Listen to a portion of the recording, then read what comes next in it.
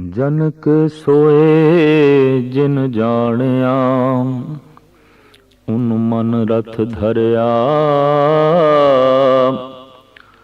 सत संतोख समाचरे, अबरा सर भरिया। अकथ कथा अमरापुरी, जिस दे सो पावे। ए जनक राज गुरु रामदास, तुझ ही बण आवे।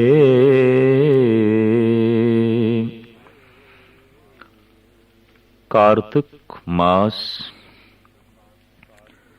संमत बिक्रमी 1591 विच एक ऐसी महान आत्मा का लाहौर चूना मंडी विच आगमन होया, जो अगे चल के धन गुरु रामदास जी महाराज कहलाई। जगत दे आम महापुरुषां दी तरह आप दा जीवन बचपन अत्यंत मुफलसी, गरीबी ते औकड़ां विच बतीत होया। आप जी दे पूज पिता दा नां हरिदास जी सी और माता दया कौर जी। अजे आप 6 वरियां दे ही सन कि माता पिता दा साया सिर तो उठ गया। आप यतीम हो गए। यतीमी दी हालत विच कोई होर आसरा ना देखदे होया आप पिंड बासर के नानकियां दे घर आ गए।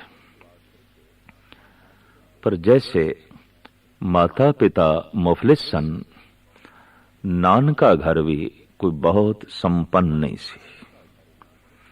लिहाजा नानी रोज घुंगणियां उबाल के चणियां दी आप नूं एक चंगेर तैयार कर देंदी, आप सिर ते रख के इन्हां नूं वेच दे। पर ऐसा दयालु सुभाव कोई भुखा फकीर मिल जाए, कोई लोड़वंद मिल जाए, उसनूं बिना पैसिਆਂ ਦੇ ही गुंगणियां दे देंदे। ऐसा एक दिन नहीं आउंदा सी, ऐसा रोज आउंदा सी।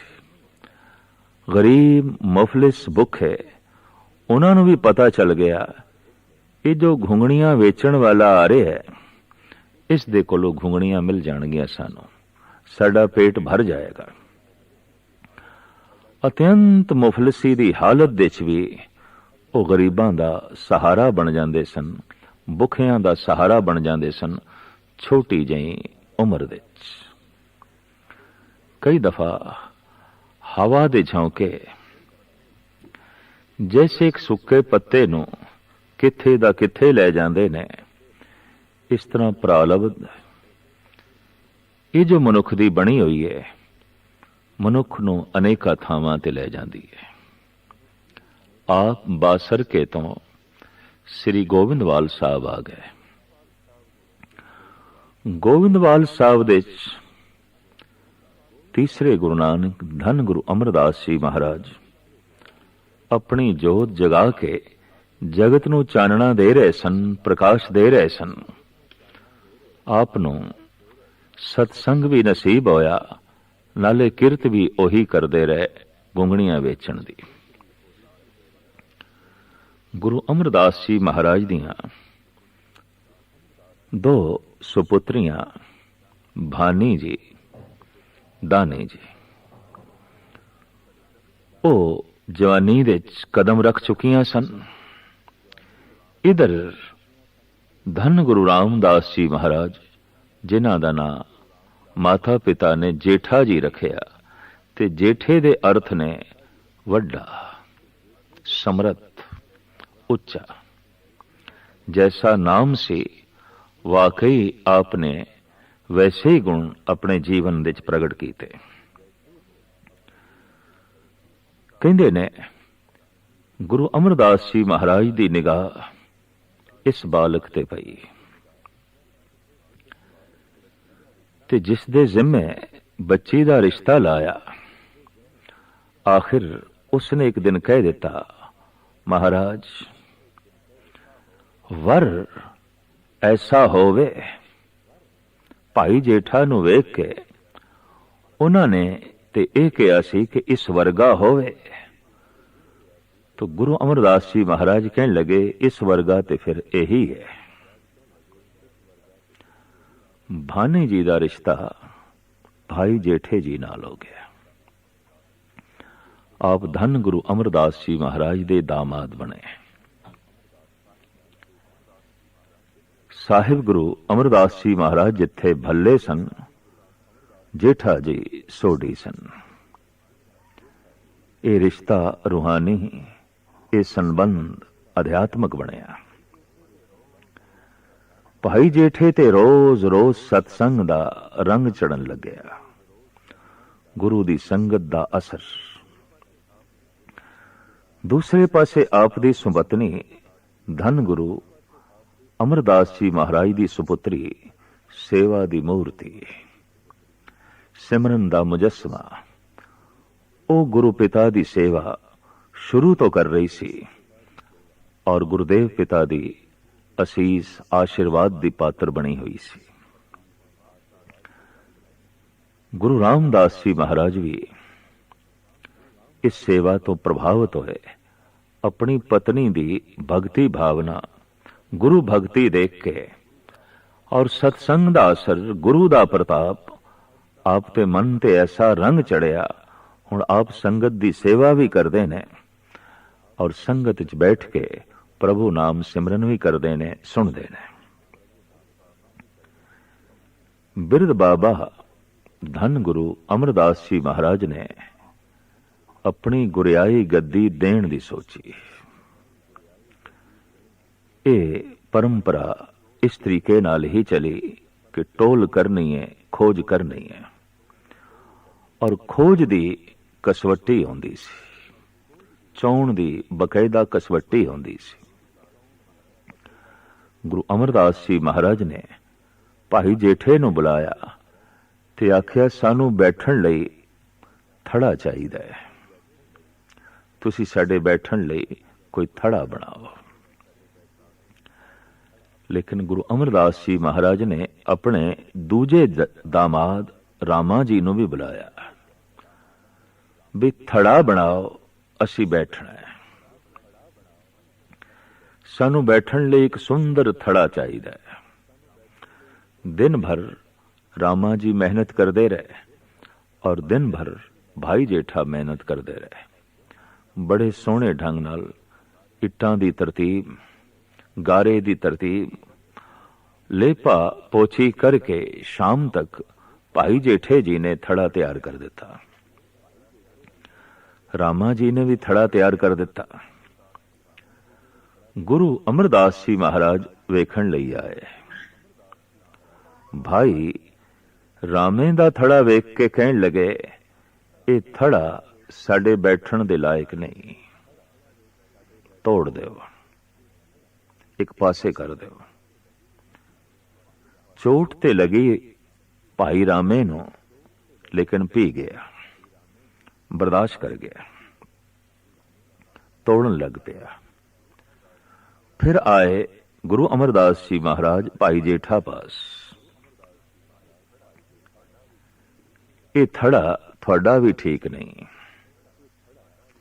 इस ते असीं नहीं बैठ सकते, तोड़ो उसनूं। हाथ जुड़ गए भाई जेठे दे।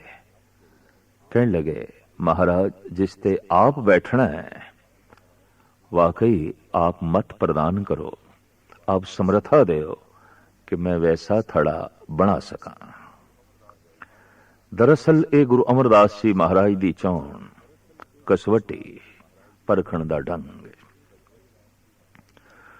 दूसरे दिन रामा जी मेहनत ते कर रहे ने, थड़ा ते बना रहे ने, पर निमूजणे मन नाल, अंदर उत्साह नहीं है और थोड़ा रोष भी है कि इतना सोना मैं थड़ा बनवाया और आप मेहनत की थी, तो गुरु अमरदास जी महाराज ने तोड़वा दिता है। ਅੱਜ ਸ਼ਾਮ ਨੂੰ जब दोहां ने थड़े बनाए, गुरु अमरदास जी महाराज फिर देखण नूं आए। रामे नूं आखे ते कल वर गई है, ये ठीक नहीं है, ये सानू पसंद नहीं, तोड़ दो। रामे दे मन दे ख्याल आया, वडेरी उम्र करके गुरु अमरदास जी महाराज अनहोणियां गल्लां करन लग पे ने। कहने लगा, महाराज थड़ा तो मैं ठीक बनाया है, बिल्कुल ठीक है, बैठन लायक है, बड़ा सोहना है, हुण आप नूं पसंद ना आवे तो मैं की करा। तोड़ दिओ। गल सुन ते लई, लेकिन अंदरों मन इनकारी जज्बियां नाल भरिया होया है। फिर आप आए भाई जेठा जी पास, देखिया थड़ा, फिर कहने लगे, जेठा जी थड़ा ते थोड़ा भी ठीक नहीं, ये साडे बैठन लायक नहीं, तोड़ दिओ। एकदम तोड़न भी लग पे ते हाथ जोड़ के आखन लगे, बार बार बख्शत हो मोही, गुनाहगार अपराधी को ही। हे महाराज, बार बार मैथों भुल आउंदी है, बार बार तुसी मैनू बख्श देंदे हो। वाकई ये थड़ा आप दे बैठन लायक नहीं, जिसते आप विराजमान होवो, वाकई वो थड़ा ते कोई खास होवेगा, उत्तम होवेगा, महान होवेगा। मेरी तुच्छ जई बुद्ध, छोटी जई सोचनी ऐसा थड़ा नहीं बना सकी। वाकई ये थड़ा आप दे बैठन लायक नहीं। गुरु अमरदास जी महाराज ने एकदम धन गुरु रामदास जी नूं गलवकड़ी च ला लिया, भाई जेठे नूं गलवकड़ी च ले लिया। आखिया, थड़ा ते बन गया, तू ठीक बनाया। असी कोई इस मिट्टी दे बने थड़े ते थोड़ी बैठना सी, असी ते हिरदे दे सिंघासन ते बैठना सी, असी ते हिरदे दे थड़े ते बैठना सी।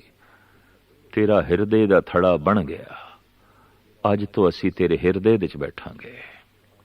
गुरु एक जोत है, गुरु एक नूर है, वो विराजमान होई भाई जेठे दे अंदर, और भाई जेठा कहलाए धन गुरु रामदास।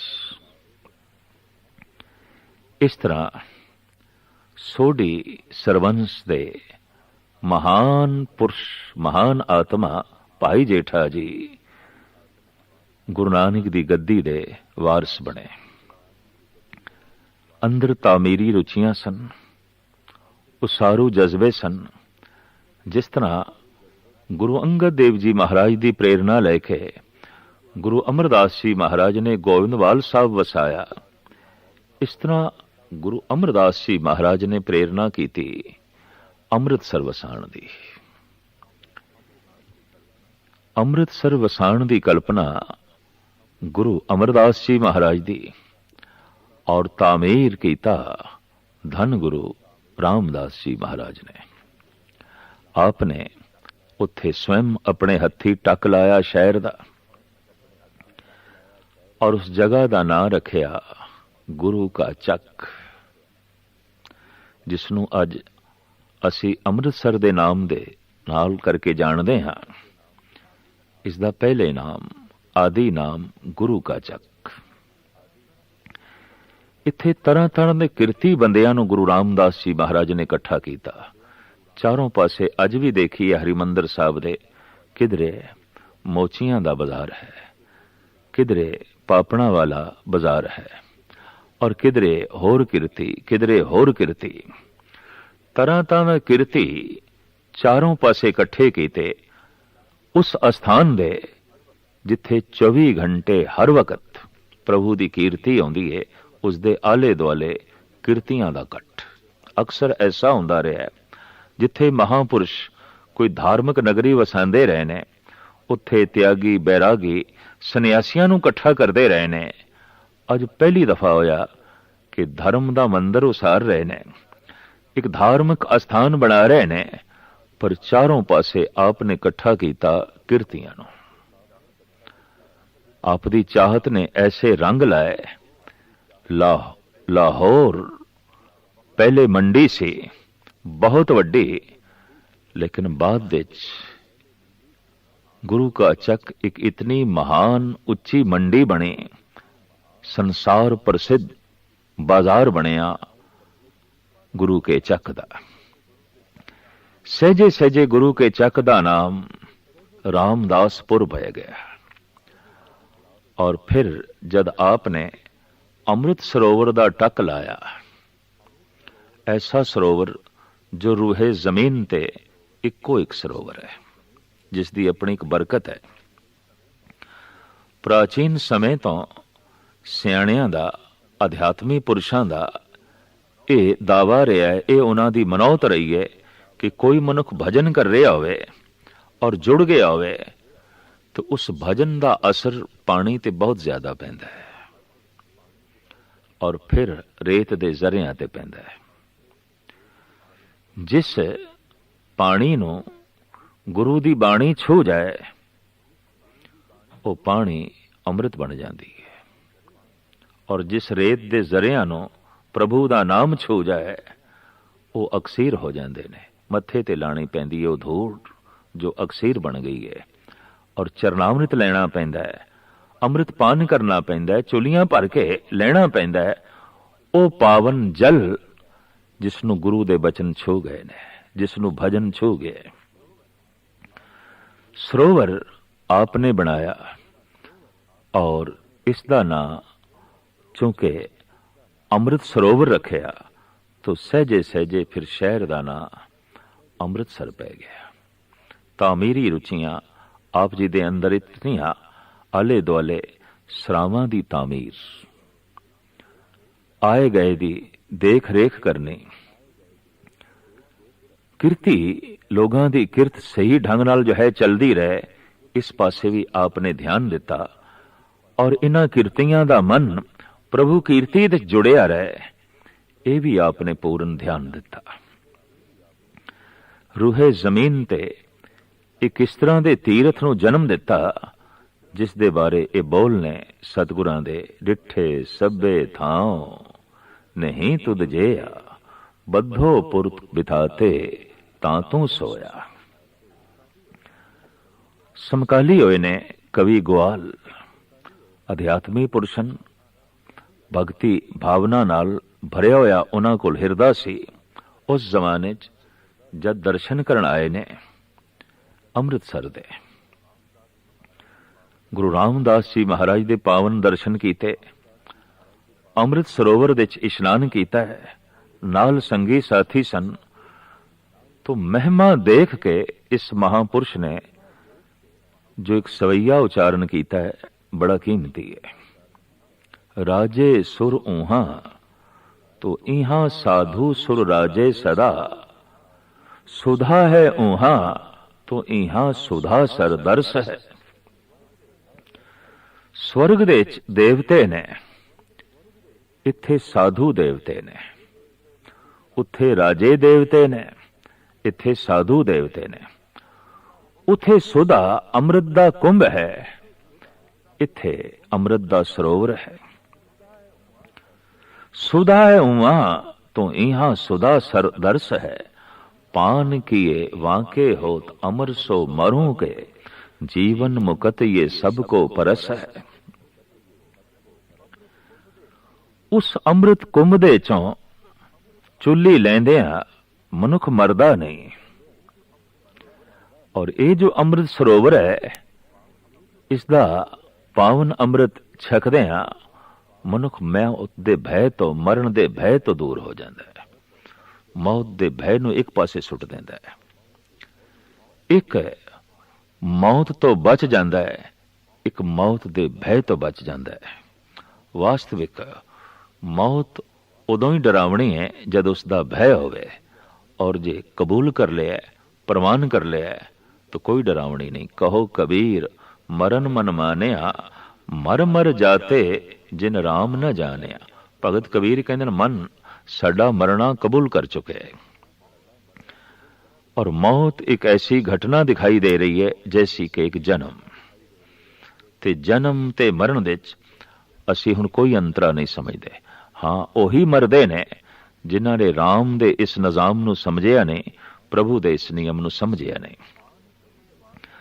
पान किए वाके होत अमर सो मरों के, जीवन मुकत ये सबको परस है।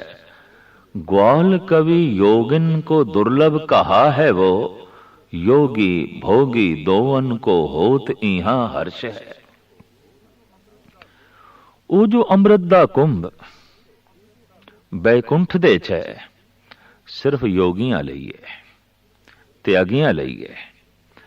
पर यह जो अमृत सरोवर है सारियां लई है, चाहे योगी ने, चाहे भोगी ने, चाहे त्यागी ने, चाहे गृहस्थी ने, इतने सारियां लई है। ग्वाल कवि योगिन को दुर्लभ कहा है वो, योगी भोगी दोवन को होत इहां हर्ष है। उहां हरि मंदिर तो इहां हरि गुरु मंदिर, यां ते गुरु पुर सुर पुर ते सरस है।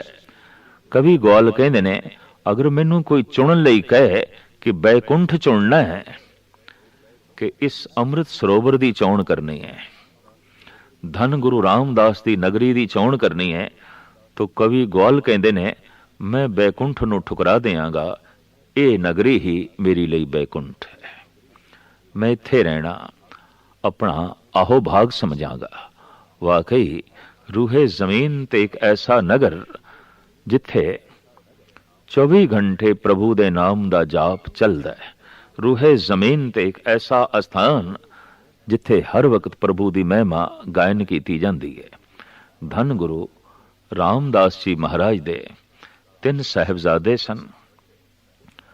वड्डे बाबा पृथ्वी चंद, मंझले बाबा महादेव और छोटे धन गुरु अर्जन देव जी महाराज।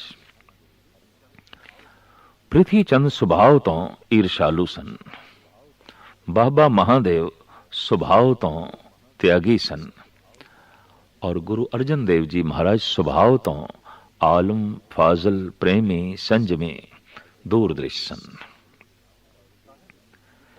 साहिब श्री गुरु रामदास जी महाराज दी तिन्ना ते निगाह। एक दिन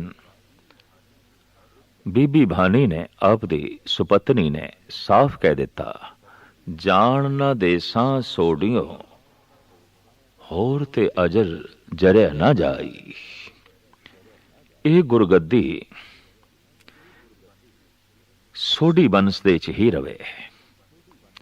बचन किसे वक्त भानी जी ने अपने पिता गुरु अमरदास जी महाराज दे सामने रखे सन। जद ओ अपनी पुत्री दी सेवा वेख के अत्यंत प्रसन्न होए, तृप्त होए सन।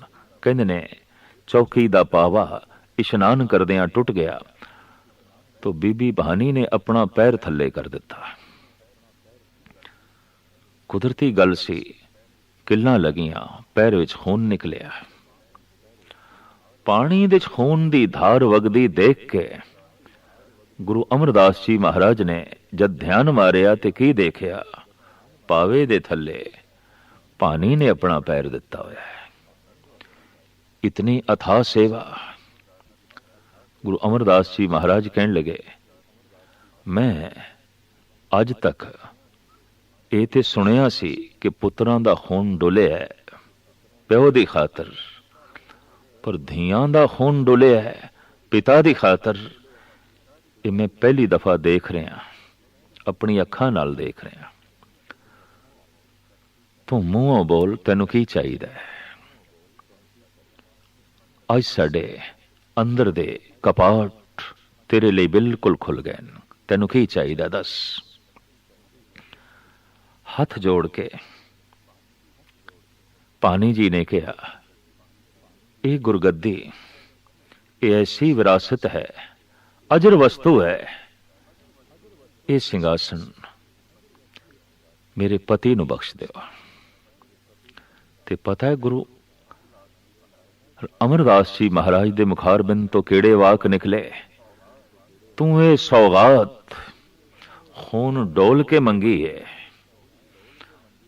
तेरी संतान नू खून डोलना पएगा। बचन हो गए अगम्य। गुरु अमरदास जी महाराज नू सारा खाका दिस रहा सी, भानी जी नू भी दिस रहा सी। अगां चल के शहादत दी जो श्रृंखला चली, सिख इतिहास इस नाल लालो लाल है, रंगे होया। खैर, धन गुरु रामदास जी महाराज अमृतसर विच अपनी जोत जगा रहे ने। सहजे सहजे चली आ रही परंपरा के मुताबिक परीक्षा भी लै रहे ने कि गुरगद्दी सौंपनी है, देनी है। प्रिथी चंद का सुभाव ईर्षालू, बाबा महादेव का सुभाव त्यागी। वह किसी काम कार विच रुचि नहीं लेंदे, हर वक्त बैरागी स्वभाव, त्यागी बिरती। गुरु अर्जन देव जी महाराज दिते आप दी बार बार निगाह जाती है। सियाणे ने, सूझवान ने, संजमी ने, तामीरी रुचियां दे जो है मालिक ने। और जिस तरह कहते ने दूरबीन नाल दूर दियां चीज़ां भी दिखाई दे जांदियां ने, खुर्दबीन नाल बारीक तो बारीक चीज़ भी दिखाई दे जाती है। इस तरह गुरु रामदास जी महाराज ने वेख्या अपने छोटे साहिबजादे गुरु अर्जन देव जी नूं। जितनी गहराई नाल वेख्या महानता दिस पई, और जितनी दूर दृष्टि नाल देखिया आप नूं गुरु अर्जन देव जी महाराज एक सागर की तरह दिखाई दिते। लेकिन फिर भी प्रीख्या लाजमी सी, और उड़ीक सतगुरां ने जो है रखी। कहते आप नूं लाहौर भेज दिता। मन ऐसा बैबल होया, उत्थे ही आपने कुछ वचन उच्चारण कीते। मेरा मन लोचे गुर दर्शन ताही, बिलप करे चात्रिक की न्याई।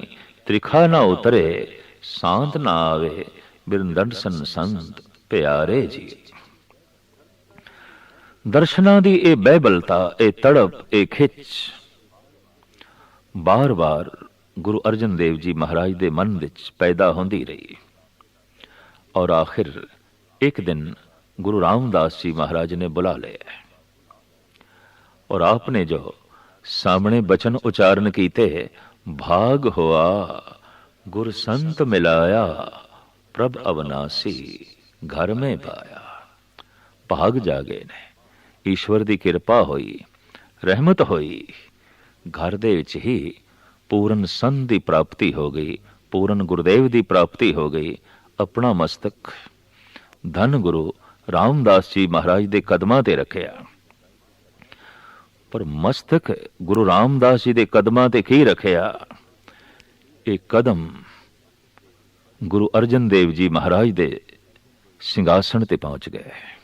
मस्तक कदमां ते रखिया, अपने कदम सिंघासन ते पहुंच गए। गुरु रामदास जी महाराज ने गद्दी गुरु अर्जन देव जी महाराज नूं सौंप दिती। और इस तरह बकौले भाई गुरदास चली पीड़ी सोडियां, रूप वटावन वारो वारी। भट्टा ने इंज उपमा की थी धन गुरु रामदास जी महाराज दी। हम अवगुण भरे एक गुण नाई, अमृत छाड़ बिखे बिख खाई। माया मोह भरम पे भूले, सुतदारा स्यों प्रीत लगाई। एक उत्तम पंथ सुन्यो गुर संगत, तह मिलंत जम त्रास मिटाई। एक अरदास भाट कीरत की, गुरु रामदास राखो सरनाई। गुरु रामदास राखो सरनाई, गुरु रामदास राखो सरनाई। भादरों सुदी 3 संमत 1638 बिकमी नूं आप गोविंदवाल साहब दे जोती जोत समा गए। शरीर करके गोविंदवाल दे लीन होए, जोत करके धन गुरु अर्जन देव जी महाराज दे अंदर विराजमान होए। इस तरह संसार नूं एक अमर यादगार, एक अमृत तोहफा, एक महान तीरथ अमृतसर दे गए, जिथे हजारां नर नारी रोज इशनान करके दर्शन करके अपना जन्म सफल करते हैं ਔਰ ਰੋਜ਼ ਅਰਦਾਸ ਦੇ ਵਿੱਚ ਇਹ ਮੰਗ ਕਰਦੇ ਨੇ, ਸ੍ਰੀ ਅੰਮ੍ਰਿਤਸਰ ਸਾਹਿਬ ਜੀ ਦੇ ਦਰਸ਼ਨ ਇਸ਼ਨਾਨ, ਹਰ ਸਿੱਖ ਦੀ ਮੰਗ, ਹਰ ਸਿੱਖ ਦੀ ਚਾਹਤ, ਔਰ ਹਰ ਸਿੱਖ ਦੀ ਚਾਹਤ ਪੂਰੀ ਕਰਨ ਲਈ ਇਹ ਮਹਾਨ ਅਸਥਾਨ ਧੰਨ ਗੁਰੂ ਰਾਮਦਾਸ ਜੀ ਮਹਾਰਾਜ ਦੀ ਦੇਣ, ਉਹਨਾਂ ਦੀ ਅਮਰ ਯਾਦਗਾਰ ਜੋ ਅੰਮ੍ਰਿਤ ਤੱਤ ਨਾਲ ਸਦੀਵ